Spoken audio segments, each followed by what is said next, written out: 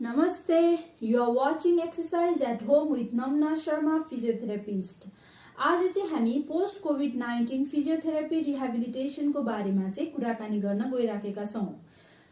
Covid लागेका बिरामीहरूलाई चाहिँ तीनटा तरिकाले चाहिँ क्याटेगोराइज गर्न सकिन्छ। फर्स्ट भनेको माइल्ड सिम्पटम्स, जसमा चाहिँ fever, dry cough, loss of smell, loss of taste, diarrhoea, sore throat and body pain हुन्छ। सेकेन्ड भनेको चाहिँ moderate symptoms, patient will have many of those symptoms including they have drop in saturations less than 94 and need oxygen but it can be minimised at home. अनि third भनेको चाहिँ एकदम severe and critically ill patient who needs hospitalisation and ventilation for their survival and recovery. After all this symptoms कोभिड-19 लागिसकेका मान्छेहरूलाई चाहिँ धेरै खालको कन्सिक्वेन्सेसहरू देखा पर्छ। First is consequences of long term ventilation, आइसियुमा अथवा अक्सिजन दिएर भेन्टिलेसनमा धेरै समयसम्म राखिराख्दाखेरि चाहिँ त्यसले पार्ने असर, क्रिटिकल इलनेस, मायोप्याथी, जसले गर्दाखेरि मसल विकनेस हुने, loss of functional capacity, deterioration of muscle strength हुन्छ। Second is critical illness polyneuropathy, जसले गर्दाखेरि रेस्पिरेटरी मसल विकनेस हुने, इभन स्वालोइङ मसलहरू, स्पिचको मसलहरू पनि अफेक्टेड हुने, जसले गर्दाखेरि चाहिँ there will be problem in eating, swallowing and even speaking. Along with that पेसेन्टलाई चाहिँ भेन्टिलेसनबाट चाहिँ विनिङ गर्नलाई एकदम अप्ठ्यारो हुन्छ। Third is post intensive care syndrome, जसले गर्दाखेरि पेसेन्टलाई चाहिँ कग्निटिभ इम्पेयरमेन्ट आउने, जस्तो कि लस अफ मेमोरी, अटेन्सनमा प्रब्लम, साइकोसोमेटिक डिसअर्डरहरू आउँछ। Next is psychiatric problem of depression, anxiety and post traumatic stress disorders. Along with that post intensive care सिन्ड्रोममा चाहिँ आउने अरू फिजिकल सिम्पटम्सहरू भनेको चाहिँ loss of functional capacity, muscle weakness हुने, त्यसपछि working abilities, reduced in activities of daily लिभिङहरूमा प्रब्लम देखिन्छ।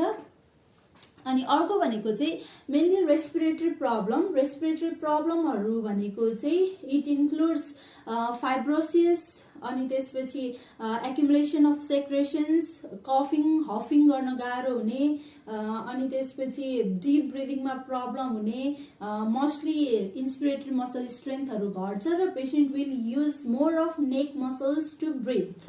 टु मेन मस्कुलोस्केलेटल प्रब्लमहरू, कन्सिक्वेन्सेसहरू of immobilization and deconditioning, there will be loss of muscle strength, decrease in the range of motion, अनि त्यसपछि grip strength and even upper extremity and lower extremity स्ट्रेन्थहरू सबै reduced हुन्छ। So यसको rehabilitation, पेसेन्टको rehabilitation भनेको एकदम इम्पोर्टेन्ट हुन्छ यस्तो पेसेन्टहरूलाई। त्यही भएर फिजियोथेरापी रिहेबिलिटेसन गर्नुभन्दा अगाडिको मेन गाइडेन्सहरू चाहिँ थाहा पाउँ। फर्स्ट भनेको we should always determine the पेसेन्टको रिस्क अफ द कन्डिसन, कस्तो रिस्क छ पेसेन्टको लागि, सर्भाइभलको लागि कतिको चान्स छ, इभन रिकभरीको लागि कतिको चान्स छ, how severe the patient is, we should determine the risk.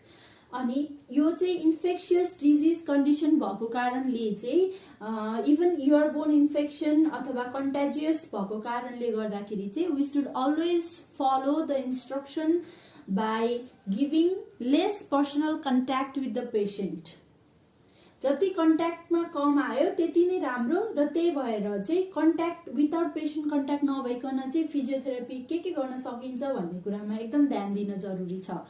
Next is personal protective equipment, आफ्नो सेफ्टीको लागि, र इभन पेसेन्टले पनि कस्तो खालको पर्सनल प्रोटेक्टिभ इक्विपमेन्ट युज गरेको छ पनि डिटरमाइन गर्नुपर्छ। यो चाहिँ एकदम इयरबोन इन्फेक्सन भएको कारणले चाहिँ पेसेन्टलाई चाहिँ गरेको रेस्पिरेटरी ट्रिटमेन्टहरू चाहिँ कस्तो छ, नन इन्भेसिभ भेन्टिलेसन हो कि इट्स इन्भेसिभ भेन्टिलेसन, ट्र्याकेस्टोमी गरेको छ अथवा नेबुलाइजेसनमा राखेको छ, अनि त्यसपछि एरोसोल जेनेरेटिङ टेक्निकहरू चाहिँ कस्तो युज गरेको छ भनेर चाहिँ we need to consider and we should be precautious about that. पेशेन्टको रिहेबिलिटेसन गाइडलाइन्स हेर्ने हो भने चाहिँ WHO र WCPT ले दिएको गाइडलाइन्सहरू चाहिँ युजुअली फलो गर्ने गरिन्छ है। त्यसमा चाहिँ फर्स्ट भनेको हामीले चाहिँ पेशेन्टलाई चाहिँ we have to see the patient in international classification of disability and functioning को तरिकाले चाहिँ हेर्नुपर्छ। फर्स्टमा भनेको पेशेन्टको इम्पेयरमेन्ट कस्तो छ, लङ ड्यामेज भएको छ कि छैन, अनि त्यसपछि अर्को भनेको any sequelae of long term ventilation अथवा सिम्टम्स पर्सिस्ट छ कि छैन भनेर हामीले we have to see this impairment. And next is पर्सनको पार्टिसिपेसन कस्तो छ, फङ्सनल लिमिटेसन कस्तो छ, एक्टिभिटिज अफ डेली लिभिङ गर्न सकेको छ कि छैन। अनि next is patient is able to go to the society or not, अनि त्यसपछि उसले चाहिँ सोसियल एक्टिभिटीहरूमा पार्टिसिपेसन गर्न सकेको छ कि छैन, जब इभन सेरेमोनी। हरेक इन्डिभिजुअलको चाहिँ सिम्टम्स र उनीहरूको कोमर्बिडिटिजहरू चाहिँ फरक फरक हुने भएकाले चाहिँ जहिले पनि रिहेबिलिटेसन भनेको चाहिँ पेशेन्ट अथवा इन्डिभिजुअल टेलर्ड खालको रिहेबिलिटेसन प्रोटोकलहरू फलो गर्नुपर्छ है। अनि त्यसपछि अर्को कुरा भनेको चाहिँ पेशेन्टको भेरिएबल रिकभरी टाइम कस्तो छ त्यो पनि हेर्नुपर्छ। पेशेन्टको रेस्पिरेटरी फेलियर कतिको सिभियर छ र कुन ग्रेडको रेस्पिरेटरी फेलियर छ भनेर पनि थाहा पाउनुपर्छ। त्यसपछि त्यससँग रिलेटेड एसोसिएटेड फिजिकल डिसफङ्सन्सहरू पनि थाहा पाउन एकदम इम्पोर्टेन्ट छ। अनि आफ्टर फाइन्डिङ अल दिस, अनि मेन भनेको always whenever we go for treatment or before treatment we should always see the vital parameters of the patient, what is the temperature, SpO2 कतिको छ, अनि even dyspnea, cough, how is that, we have to see all these। पेशेन्टको चाहिँ even थोराको abdominal dynamics कस्तो छ, उसले respiration गर्दाखेरि चाहिँ के युज गरिरहेको छ त, यदि फोर्सफुल ब्रिदिङ गरेको छ कि it's a deep breathing, normal breathing के छ भनेर रेस्पिरेसन सिस्टमको इभ्यालुएसन गर्नु एकदम इम्पोर्टेन्ट हुन्छ। त्यसपछि यदि पेशेन्ट चाहिँ अलरेडी नै भेन्टिलेसनमा छ अथवा उसलाई चाहिँ अक्सिजनेसन थेरापीमै राखिराखेको छ भने चाहिँ first our target should be to wean the patient from the ventilation as soon as possible with the correct method. Weaning गर्ने प्रोटोकलहरू हुन्छ है, त्यो चाहिँ it depends on what type of ventilation, अनि त्यसपछि कस्तो खालको रेस्पिरेटरी ट्रिटमेन्ट दिएर राखेको छ, इट डिपेन्ड्स अन द्याट। त्यो हेरेर चाहिँ विनिङ गराउने। अनि त्यसपछि we have to check the strength of the muscles of even inspiratory muscle strength, expiratory muscle strength, अनि त्यसपछि पेशेन्टको whole body muscle strength, range of motion कस्तो छ, उसको फङ्सनल क्यापासिटी कस्तो छ, is he able to do his activities of daily living or not, अनि त्यसपछि ब्यालेन्स कस्तो छ, इन्डुरेन्स कस्तो छ भनेर चेक गर्नुपर्छ। अनि त्यसपछि according to that we have to plan the treatment. फर्स्टमा चाहिँ if it is respiratory problem चाहिँ मेन फोकस हो भने चाहिँ we have to treat by giving various respiratory strengthening exercise of the inspiratory muscles, अनि त्यसपछि अर्को भनेको diaphragmatic breathing, pursed lip breathing, butotal breathing are more common along with intensive spirometry। But acute phase of रिहेबिलिटेसनमा चाहिँ पेशेन्टको rib cage mobilisation र इन्सपिरेटरी muscle strengthening चाहिँ you can follow thoracic expansion exercise, chest mobility एक्सर्साइजहरू follow गर्न सकिन्छ। Along with that secretion क्लियरेन्सको लागि हफिङ, कफिङ एन्ड एसिबिटी अथवा एयरवे क्लियरेन्स टेक्निकहरू चाहिँ फलो गर्न सकिन्छ। But we should always closely monitor all those vitals of saturations, temperature, heart rate, pulse rate and respiratory rate is very important। Further ट्रिटमेन्टमा जानुभन्दा अगाडि चाहिँ हामीले सर्टेन क्लिनिकल आउटकम मेजरहरू चाहिँ युज गर्न सकिन्छ, जस्तो कि पेशेन्ट स्पेसिफिक फङ्सनल आउटकम मेजरहरू, अनि त्यसपछि 6 मिनट वाक टेस्ट होइन फर एरोबिक इन्डुरेन्स थाहा पाउनको लागि, and even activities of daily living measure गर्नको लागि चाहिँ बार्थल इन्डेक्सहरू युज गर्न सकिन्छ।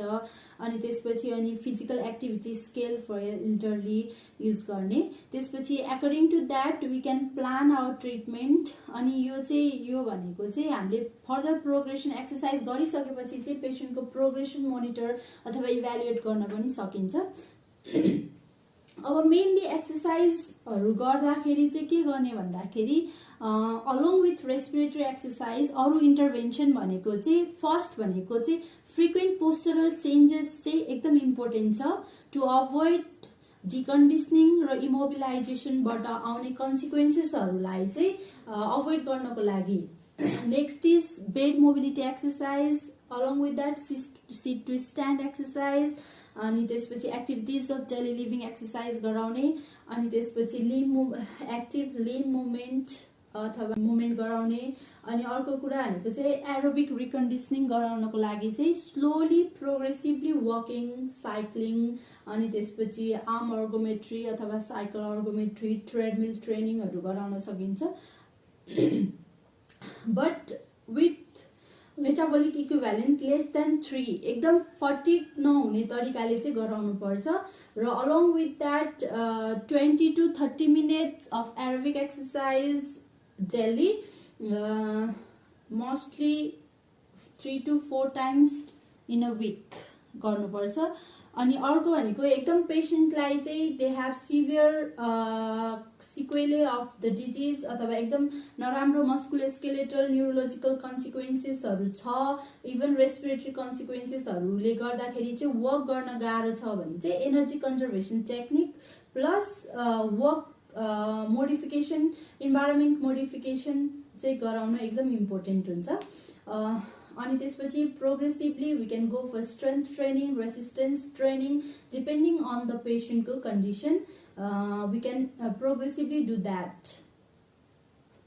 Thank you.